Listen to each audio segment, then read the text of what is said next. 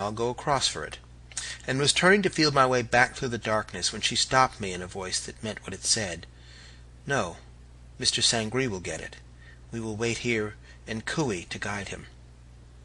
The Canadian was off in a moment, for she had only to hint of her wishes, and he obeyed. "Keep out from the shore in case of rocks," I cried out as he went, "and turn to the right out of the lagoon. It's the shortest way round by the map."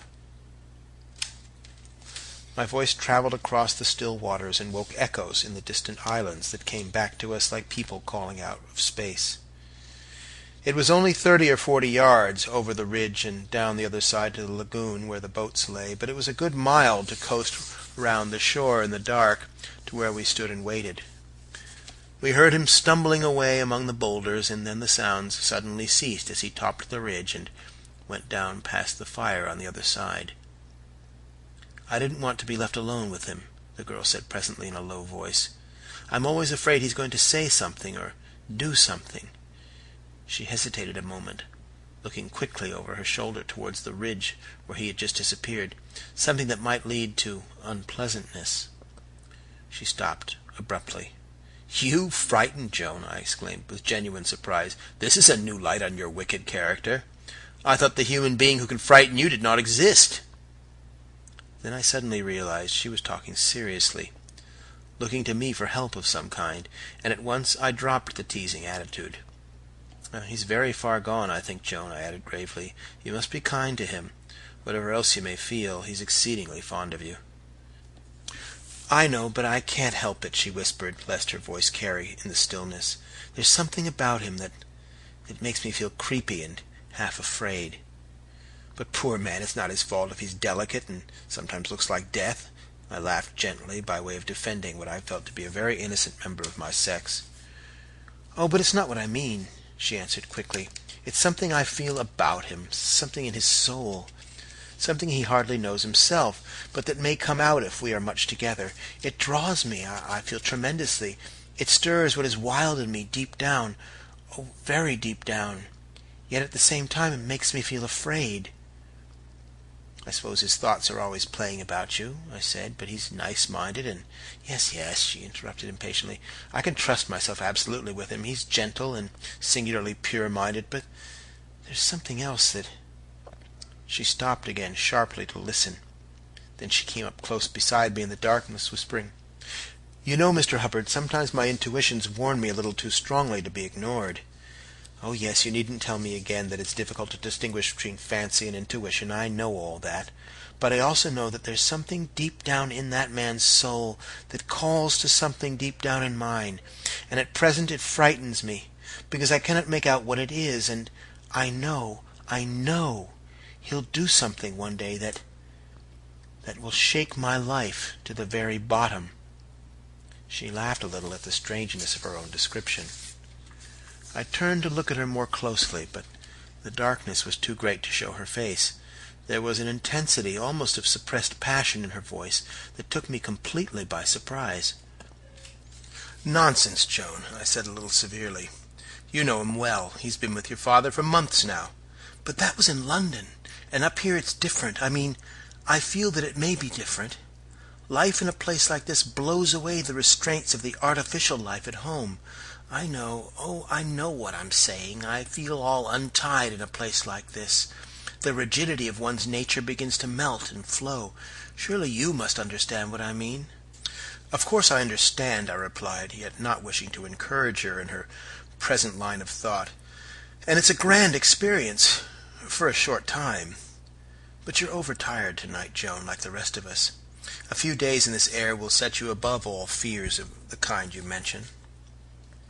Then, after a moment's silence, I added, feeling that I should estrange her confidence altogether if I blundered any more and treated her like a child, "I think perhaps the true explanation is that you pity him for loving you, and at the same time you feel the repulsion of the healthy, vigorous animal for what is weak and timid. If he came up boldly and took you by the throat and shouted he would force you to love him, well, then you would feel no fear at all. You would know exactly how to deal with him. Isn't it perhaps something of that kind?" The girl made no reply, and when I took her hand I felt that it trembled a little and was cold. "It's not his love that I'm afraid of," she said hurriedly, for at this moment we heard the dip of a paddle in the water. "It's something in his very soul that terrifies me in a way I have never been terrified before, yet fascinates me. In town I was hardly conscious of his presence, but the moment we got away from civilization it began to come. He seems so real up here. I dread being alone with him. It makes me feel that something must burst and tear its way out, that he would do something, or that I should do something. I don't know exactly what I mean, probably, but that I should let myself go and scream. Joan!" "Don't be alarmed." She laughed shortly. I shan't do anything silly, but I wanted to tell you my feelings in case I needed your help. When I have intuitions as strong as this, they are never wrong, only I don't know yet what it means exactly. "You must hold out for the month, at any rate," I said, in a matter-of-fact voice as I could manage, for her manner had somehow changed my surprise to a subtle sense of alarm. "Sangre only stays the month, you know. And anyhow, you are such an odd creature yourself that you should feel generously towards other odd creatures," I ended lamely, with a forced laugh. She gave my hand a sudden pressure. "I'm glad I've told you, at any rate," she said quickly under her breath, for the canoe was now gliding up silently, like a ghost, to our feet. "And I'm glad you're here, too," she added, as we moved down towards the water to meet it.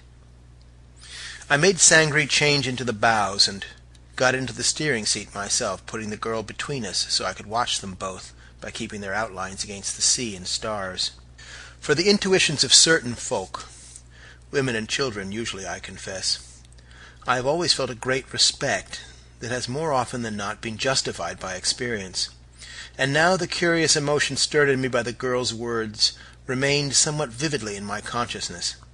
I explained it in some measure by the fact that the girl, tired out by the fatigue of many days' travel, had suffered a vigorous reaction of some kind from the strong, desolate scenery, and further, perhaps, that she had been treated to my own experience of seeing the members of the party in a new light, the Canadian, being partly a stranger, more vividly than the rest of us.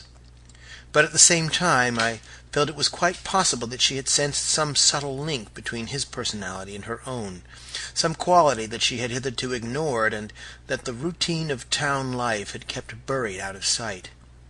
The only thing that seemed difficult to explain was the fear she had spoken of, and this, I hoped, the wholesome effects of camp life and exercise would sweep away naturally in the course of time.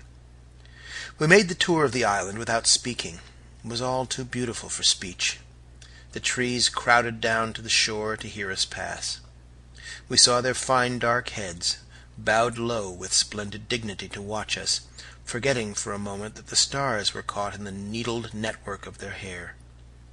Against the sky in the west, where still lingered the sunset gold, we saw the wild toss of the horizon, shaggy with forest and cliff, gripping the heart like the motive in a symphony, and sending the sense of beauty all a-shiver through the mind.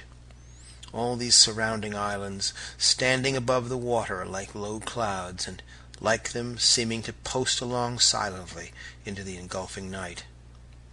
We heard the musical drip-drip of the paddle, and the little wash of our waves on the shore, and then suddenly we found ourselves at the opening of the lagoon again, having made the complete circuit of our home.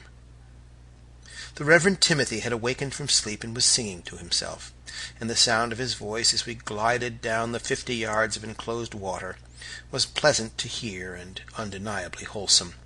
We saw the glow of the fire up among the trees on the ridge, and his shadow moving about as he threw on more wood. "There you are!" he called aloud. "Good again! Been setting the night lines, eh? Capital! And your mother's still fast asleep, Joan!" His cheery laugh floated across the water. He had not been in the least disturbed by our absence, for old campers are not easily alarmed. "Now remember," he went on, after we had told our little tale of travel by the fire, and Mrs. Maloney had asked for the 4th time exactly where her tent was, and whether the door faced east or south, "everyone takes their turn at cooking breakfast, and one of the men is always out at sunrise to catch it first. Hubbard, I'll toss you which you do in the morning, and which I do." He lost the toss. "Then I'll catch it," I said, laughing at his discomfiture, for I knew he loathed stirring porridge. And mind you don't burn